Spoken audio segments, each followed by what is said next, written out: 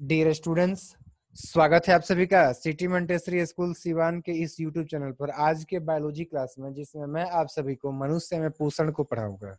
तो चलिए स्टार्ट करते हैं। मनुष्य में पोषण। देखिए, मनुष्य में जो पोषण होता है वो 5 चरणों में पूरा होता है। ये तो आप पहले से ही जानते हैं। क्यों? क्योंकि मनुष्य जो है वो एक प्राणी समभोजी जीव है और प्राणी संपोषण जो होता है वो 5 चरणों में पूरा होता है। जिसका पहला चरण होता है अंतर्ग्रहण। अंतर्ग्रहण किसे कहते हैं तो ये भी जान लीजिए। अंतर्ग्रहण का मतलब हो गया शरीर के अंदर में भोजन को लेके जाना। यानी कि आप जब भोजन को जो है शरीर के अंदर में ले जाते हैं तो उसको कहते हैं हम लोग अंतर्ग्रहण, यानी भोजन करना। भोजन करने में क्या किया जाता है? भोजन करने में जो हम क्या करते हैं कि भोजन को मुंह में डालते हैं और डालने के बाद उसको चबाते हैं और फिर निगल जाते हैं। तो ये जो चबाना और निगलने का जो काम हुआ है ये अंतर्ग्रहण हो गया। उसके बाद से जब ये हमारे बॉडी के अंदर में पहुंचता है, पेट में पहुंचता है, तो वहां पर इसका किया जाता है पाचन। ठीक है, तो ये हो गया दूसरा स्टेप। दूसरा स्टेप क्या हो गया? पाचन हो गया। और तीसरा स्टेप क्या है? तो तीसरा स्टेप है जब पच जाता है भोजन तो पचे हुए भोजन को अवशोषित करना। तो ये तीसरा स्टेप हो गया अवशोषण।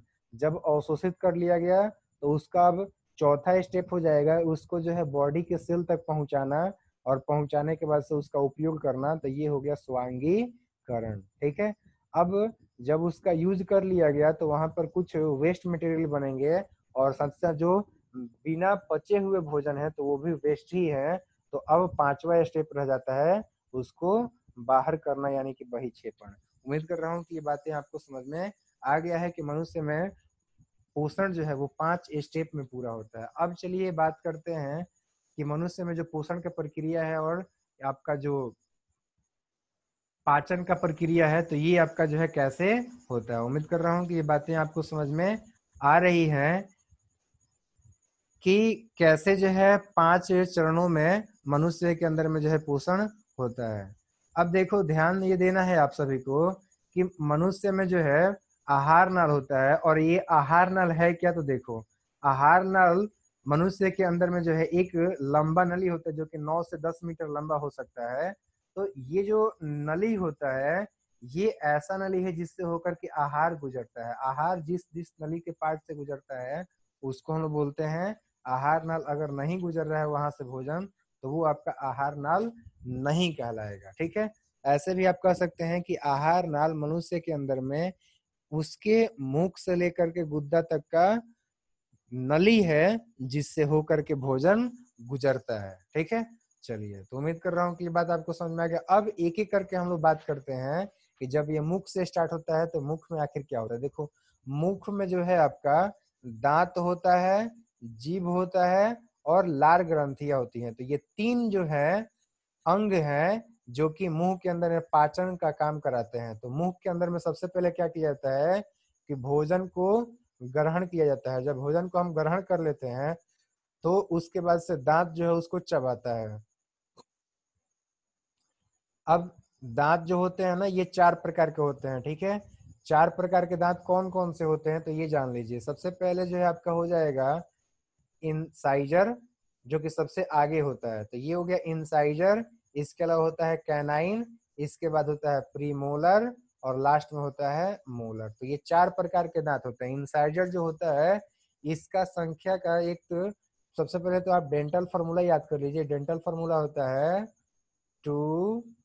पहले मैं आप सभी को बताता हूँ बच्चों का डेंटल फार्मूला। तो बच्चों का जो डेंटल फार्मूला होता है वो होता है 2102। ठीक है, इसका मतलब क्या हुआ? डेंटल फार्मूला जो होता है, देखो, एक सेट ऊपर में दांत होता है ऊपरी ऊपरी जबड़ा में और एक सेट नीचे में दांत होता है निचली जबड़ा में। ठीक है, तो सबसे पहले क्या किया है कि ऊपर वाला और नीचे वाला दोनों जो है उसको आधा में से बांट दिया गया है, यानी कि क्वाड्रेंट बन गया। ठीक है, तो ये जो क्वार्टर हुआ, क्वाड्रेंट बना, तो इसी का जो है सबसे आगे से हम देखना स्टार्ट करते हैं। तो यहाँ पर क्या रहेगा? यहाँ पे एक इंसाइजर रहेगा, उसके बगल में क्या रहेगा? एक और इंसाइजर रहेगा, इसके बगल में क्या होगा? तो एक जो आपका नुकीला रहता है जिससे हम लोग धागा होगा कट करते हैं ना, तो ये हो गया। या फिर जो है उससे हम लोग किसी चीज को कट करते हैं, फाड़ते हैं किसी चीज को। ठीक है, जैसे ईख आप लोग जो है फाड़ते हो ना, ईख आपने जो है कभी गन्ना जब आपने जो है सक किया होगा तो गन्ना का रस लेते हुए आप देखते हो ना कि क्या करते हो आप ईख को जो है ये जो न्यूक्लियर वाला दांत होता है उससे हम फाड़ते हैं। ठीक है, तो ये हो गया कैनाइन। तो दो ठो आपका क्या था, दो ठो जो आपका इंसाइजर था, एक ठो आपका जो है कैनाइन था। अब इसके बाद से क्या होता है, इसके बाद में जो आपका बच्चों में प्रीमोलर नहीं होता है, ठीक है, और उसके बाद से डायरेक्टली जो है दो ठो मोलर होता है। तो ये हो गया बच्चों का डेंटल फार्मूला। अब बात करते हैं बड़ों का, एडल्ट का डेंटल फार्मूला क्या होता है। तो उनका डेंटल फार्मूला होता है 2 1 2 3, ठीक है। तो ये होता है जो बड़े होते हैं उनका डेंटल फार्मूला, ठीक है। तो 2 1 2 3 का मतलब क्या हो गया कि दो ठो जो है आपका कैनाइन हो जाएगा, सॉरी दो ठो जो है इंसाइज हो जाएगा, उसके बाद से सॉरी उल्टा लिख दिया ना यहाँ पे, एक सेकेंड वेट करो। चलो, तो दो ठो जो है इंसाइजर गलती से मुंह से निकल गया था, दो ठो इंसाइजर होता है, एक ठो कैनाइन होता है, दो ठो प्रीमोलर होता है, और एक ठो मोलर होता है। ये किस पार्ट में, तो ये जो है दांत के चौथे भाग में होता है, ठीक है। जैसे मान लो कि इतने भाग में जो है, एक सेकेंड वेट करो, कलर चेंज कर लो। तो देखो, इतने वाले भाग में जो है आपके हो गया ये आईसीपीएम, यानी कि जो है इंसाइजर सबसे आगे में, यहाँ पर जो है आपका इंसाइजर मैंने आई लिख दिया, एक ठो जो है यहाँ पे कैनाइन मैंने सी लिख दिया, इसके बाद से होगा दो ठो प्रीमोलर, यहाँ पे पी लिख दिया, और इसके बाद होगा यहाँ पे जो है आपका मोलर 3 ठो, जो कि काफी चौड़े दांत होते हैं। इसी प्रकार से इधर भी होगा। ये जो लेफ्ट साइड था, बायोलॉजिकल अगर टर्म में बात करेंगे तो ये जो है आपका ये राइट साइड था। तो इधर लेफ्ट साइड में अगर देखेंगे ना, बायोलॉजी में उल्टा चलता है, तो इधर राइट साइड में देखेंगे तो सेम सेम यही रहेगा, यानी कि दो ठो इंसाइजर रहेगा यहाँ पे, एक कैनाइन रहेगा, इसके अलावा जो है आपका दो ठो प्रीमोलर रहेगा, और साथ में साथ जो है आपका 3 ठो मोलर रहेगा। और सेम ऊपर में जैसा था नीचे में भी ऊपर वैसा ही रहेगा, इधर में भी राइट साइड में भी आपका जो है जैसे ऊपर में था वैसे ही नीचे में भी होगा। तो इस तरीके से 2 1 2 3 आप लोगों को फॉर्मूला याद रखना है। इंसाइजर कैनाइन, प्रीमोलर और मोलर, 4 प्रकार के दांत याद रखना है। और साथ ही साथ ये भी ध्यान रखो कि मनुष्य में जो आपका 2 बार दांत निकलता है, ठीक है। पहली बार में जो ये जो मैंने बताया था बच्चों में दांत, तो ये मिल्क टीथ होता है, तो डायरेक्टली बच्चों में नहीं पूछ करके डायरेक्टली ये भी क्वेश्चन पूछ सकता है कि मिल्क टीथ का डेंटल फार्मूला आप बताएं, ठीक है। और दूसरा जो दांत निकलता है मिल्क टीथ, जब आपका टूट जाता है तो उसके बाद जो दांत निकलता है उसको बोलते हैं हम लोग परमानेंट दांत, ठीक है। तो परमानेंट दांत जो है वो आपका, उसका फार्मूला आपको मैंने अभी अभी बता दिया है। उम्मीद कर रहा हूँ कि बात आपको समझ में आ रहा है। चलिए अब बात करते हैं आगे। जब यहाँ पे दांतों को आपने देख लिया 4 प्रकार के होते हैं, तो अब साथ ही साथ इनका काम भी आप बात कर लेते हैं कि काम इसका क्या होता है। देखो, इंसाइजर का काम है आपका काटना, तो ये काटने का काम करता है, ओके। इसके बाद जो है आपका कैनाइन आ गया, तो कैनाइन का काम क्या होता है, कैनाइन का काम होता है आपका टीयर करना, यानी कि जो है फाड़ना। तो ये जो है आपका फाड़ने का काम करता है। उम्मीद कर रहा हूँ कि ये बात आपको समझ में आ रहा है कि 2 प्रकार के जो दांत हैं इंसाइजर और कैनाइन, इनका काम क्या है। अब बात करते हैं हम लोग, प्री मोलर है और मोलर है, इन दोनों का काम क्या होता है। तो इन दोनों का ही सेम काम है, चबाना, और ये जो है काफी चौड़े चौड़े दांत होते हैं।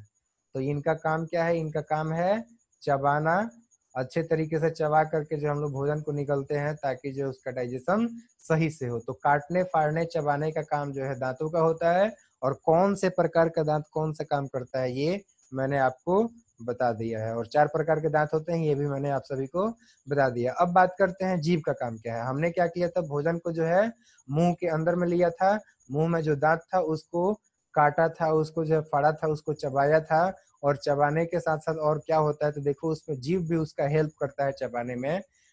भोजन को जो है लार के साथ में पूरी तरह मिलाने में हेल्प करता है जीभ। साथ ही साथ दांतों के बीच में जो भोजन होते हैं जो कि चबाए लिए गए हैं, तो उनको दांतों के बीच से निकाल करके हटाना, और साथ साथ दूसरे भोजन के कणों को जो है दांतों के अंदर डालने का भी काम करता है जीभ। इसके अलावा मुंह के अंदर में जो है लार ग्रंथियां पाई जाती हैं, 3 जोड़ी लार ग्रंथियां पाई जाती हैं, ठीक है। तो इनका काम है रस को सिक्रिट करना, लार रस को निकालना, और यही जो लार रस होता है या लार होता है, ये जा करके और भोजन को डाइजेस्ट करता है।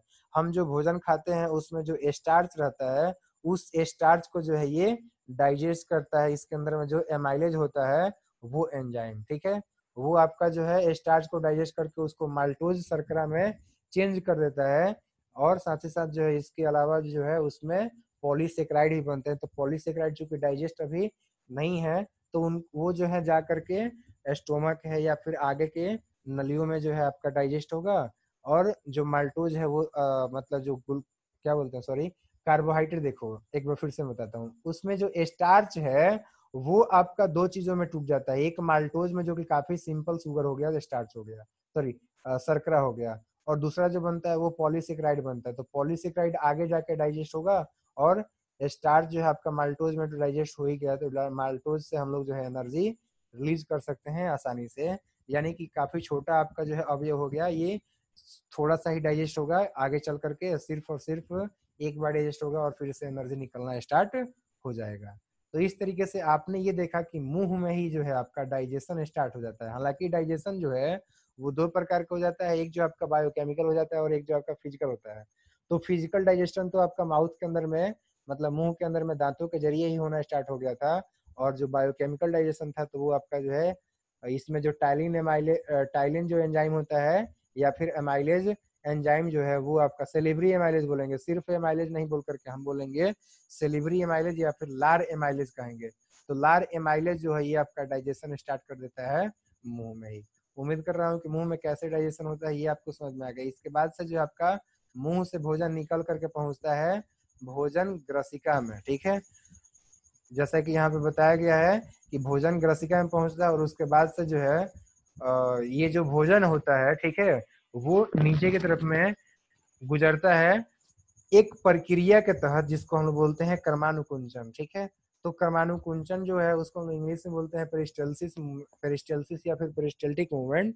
तो ये जो पेरिस्टल्टिक मूवमेंट होता है ये ग्रसिका के मांसपेशियों के संकुचन और शिथिलन की वजह से होता है। और फिर फाइनली जो है आपका ये भोजन पहुंचता है स्टोमक में और स्टोमक में जो आपका डाइजेशन होता है। तो ये सब मतलब स्टोमक और स्टोमक के बाद का, यानी सॉरी कहने का मतलब कि स्टोमक का मेरा मतलब है आमाशय। तो आमाशय में और आगे के जो भी आहार नाल के भाग है उसमें कैसे डाइजेशन होता है ये मैं आप सभी को अगले वीडियो लेक्चर में पढ़ाऊंगा। सो इस वीडियो को अंत तक देखने के लिए आप सभी का दिल से बहुत बहुत धन्यवाद।